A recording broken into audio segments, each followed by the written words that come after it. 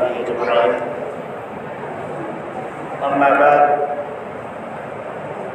كما قال الله تعالى في القرآن المجيد والفرقان الحميد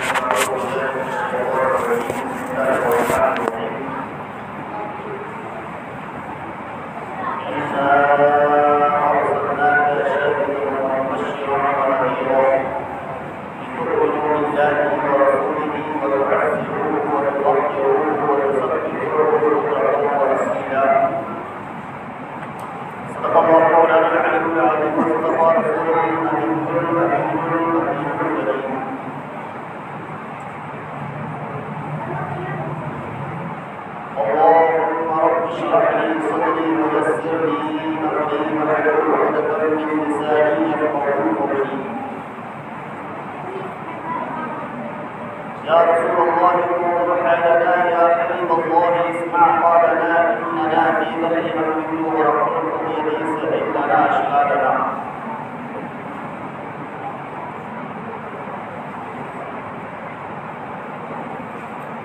آئیے کچھ عرض کروں. اس سے قبل مصطفیٰ جان احمد سرور کائنات فخر موجودات رحمت عالم مجسم صلی اللہ تعالی علیہ وسلم کی بارگاہ عالیہ میں بابت بلند و نصرات کی نظارہ دیگر پیش کرنا. اللہم صلی علی سیدنا مولانا محمد معدل الجود والکرم وآلہ الکرام من الحمد وبارک وسلم صلی اللہ تعالی علیہ وسلم.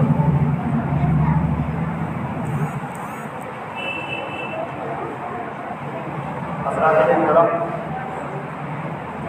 کچھ عرض کروں اس سے قبل امام الکلام کلام الامام امام اہل سنت رضی اللہ تعالی عنہ ایک مبینہ کے پاک چند اشعار پیش کر رہا ہوں، سماعت فرمائیں.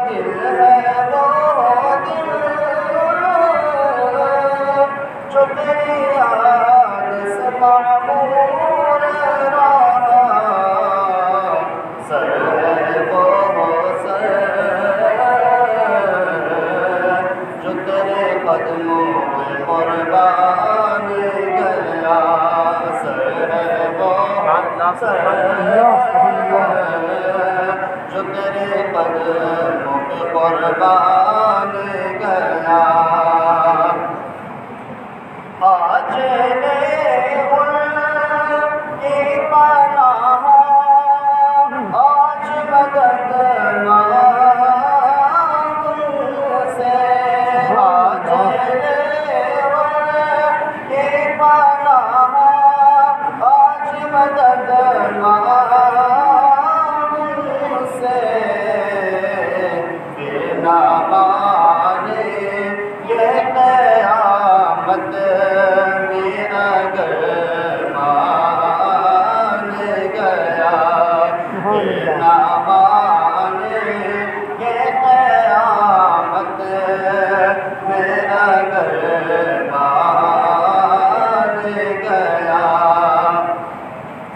انہیں جانا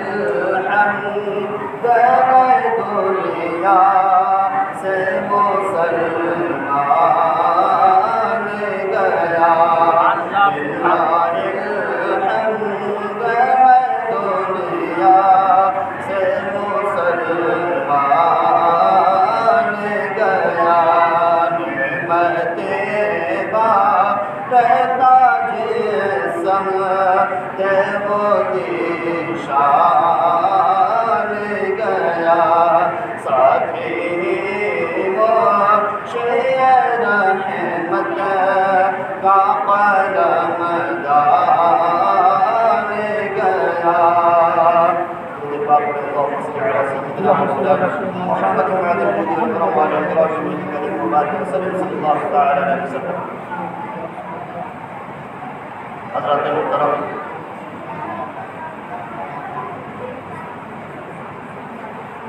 ہم اور آپ یہ بات اچھی طرح جانتے ہیں.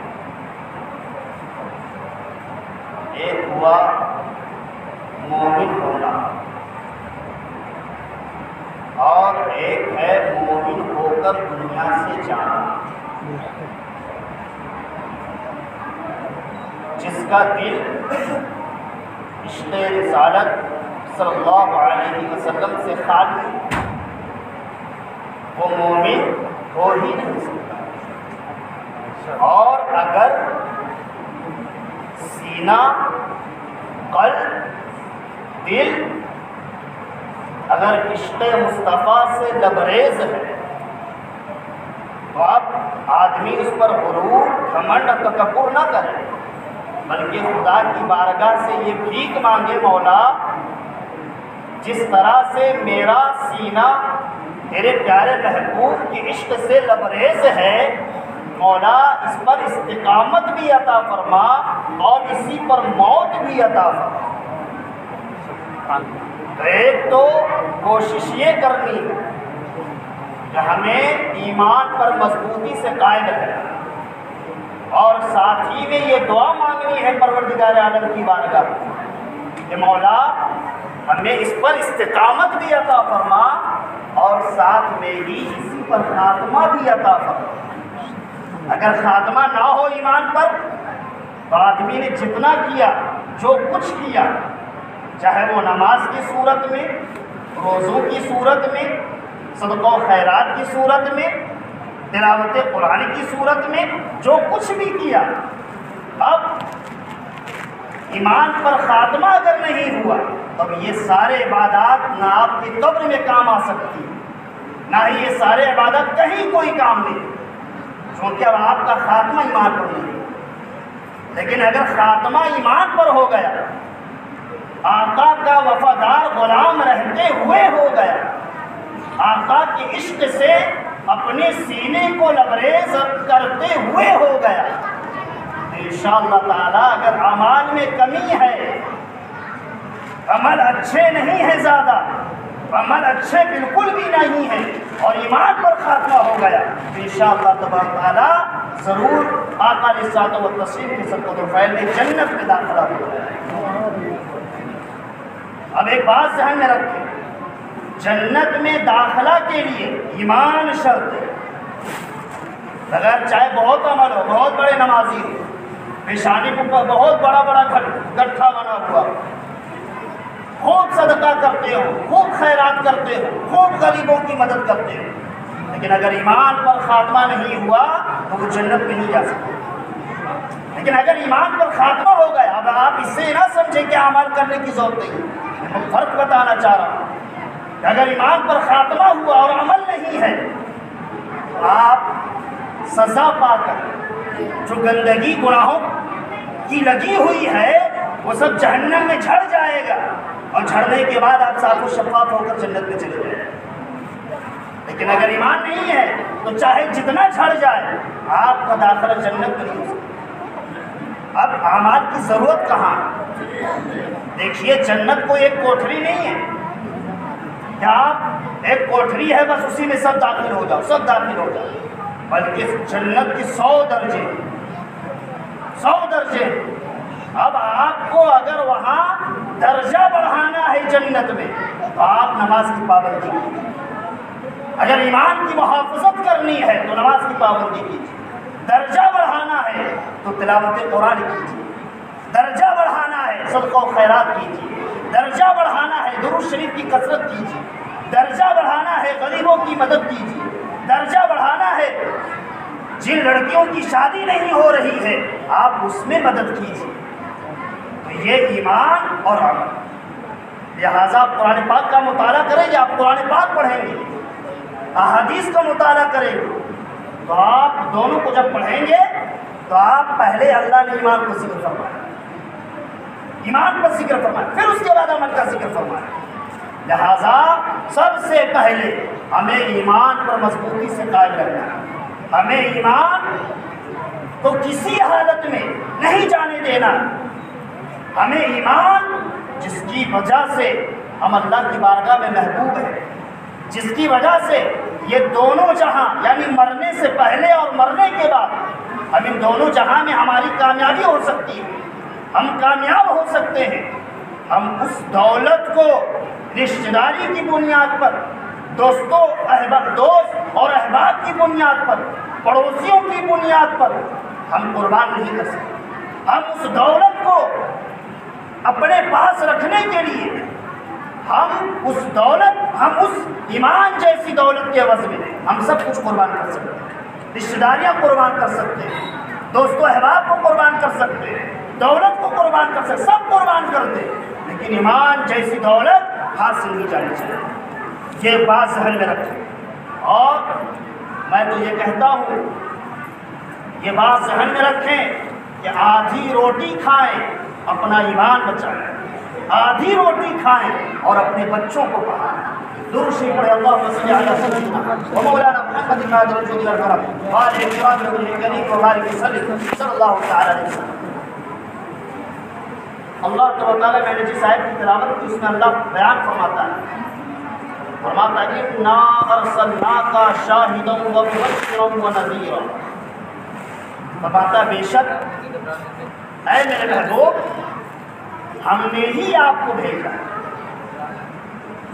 ظاہر سی بات یہ ہم اور سب جانتے ہیں کہ جتنے بھی نبی اور رسول آئے یہ سب کے سب اللہ کی جانب سے آئے، لیکن یہ محبت ہے آدمی اللہ فرمائے ہم نے بھیجا، جتنے رسول سب اللہ کی جانب سے، لیکن یہ محبت کو بتانا ہے، تعلق کو بتانا ہے، نسبت کو بتانا ہے کہ اللہ تبارک و تعالیٰ اپنے پیارے محبوب سے کس قدر محبت فرماتا ہے کہ اللہ فرماتا ہے ہم نے بھیجا۔ اب کیا بنا کر بھیجا؟ فرمایا اِنَّا أَرْسَلْنَاكَ شَاهِدًا، عربی میں شاہد کا معنی گواہ کے ہوتا ہے، شاہد معنی گواہ۔ اللہ نے فرمایا میرے محبوب ہم نے آپ کو گواہ بنا کر بھیجا۔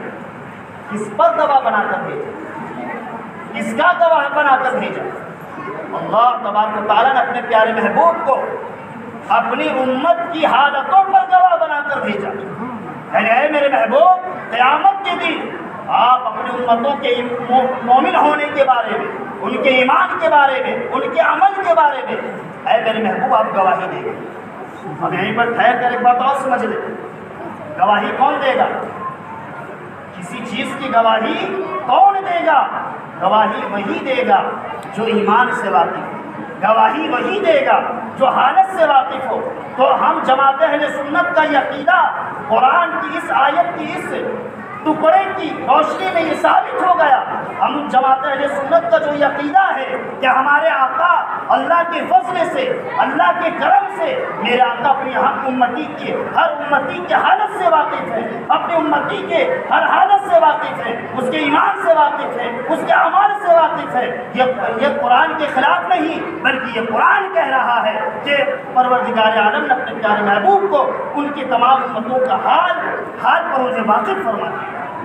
ہم جماعت سنت کا جو یہ عقیدہ ہے کہ میرا آقا جانتے ہیں، ہماری حالتوں سے واقف ہیں، اگر نہیں جانتے ہیں تو قیامت کی دن گواہی کیسے دیں؟ پتہ یہ چلا کہ میرے آقا سب جانتے ہیں کہ کس کے پاس ایمان ہے، کس کے پاس ایمان نہیں، کس کا عمل کیسا ہے، کس کا عمل صحیح نہیں، میرا آقا سب جانتے ہیں۔ درود پاک پڑھیں، اللہم صل علی سیدنا و مولانا محمد الناظر الجود والکرم وعلی اکرام رسول کریم و بارک وسلم صلی اللہ علیہ وسلم۔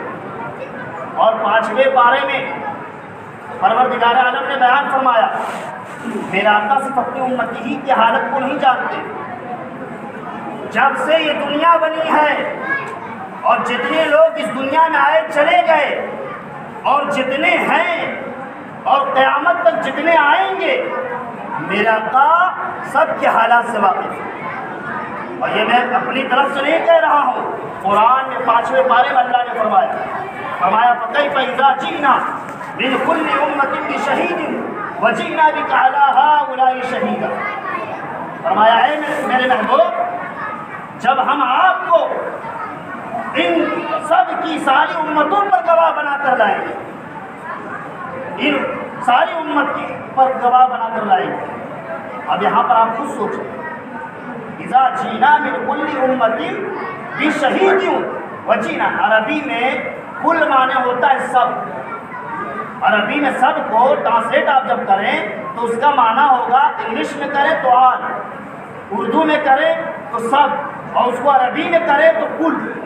یہاں جو لفظ آیا من کل امت، ہر امت، یعنی چاہے وہ امت حضرت آدم کی ہو، چاہے وہ امت حضرت یوسف کی ہو، چاہے وہ حضرت یعقوب کی ہو، چاہے وہ حضرت اسماعیل کی ہو، چاہے وہ حضرت اسحاق کی ہو، چاہے وہ حضرت اسحاق کی ہو، چاہے وہ حضرت موسیٰ کی ہو، چاہے حضرت عیسیٰ کی ہو، اللہ فرماتا ہے میرے محبوب ہم سب پر آپ کو گواہ بنا کر لائیں۔ اب گواہی کیسے پیش کرے گا؟ پتہ یہ چلا کہ میرے آقا علیہ السلام صرف ہمارے ہی حال سے نہیں واقف ہیں، بلکہ اس میرے آقا کی جلوہ گری ہونے سے پہلے جتنی بھی امتیں گزری میرے آقا سب کے حالات کو جانتے ہیں، ان میں کون ایمان والے تھے اور کون ایمان والے نہیں تھے، اور اس وقت جتنے موجود ہیں سب کی حالت سے میرا آقا واقف ہے، اور قیامت تک جتنے لوگ آئیں گے سب کے حالات سے میرا آقا واقف ہے۔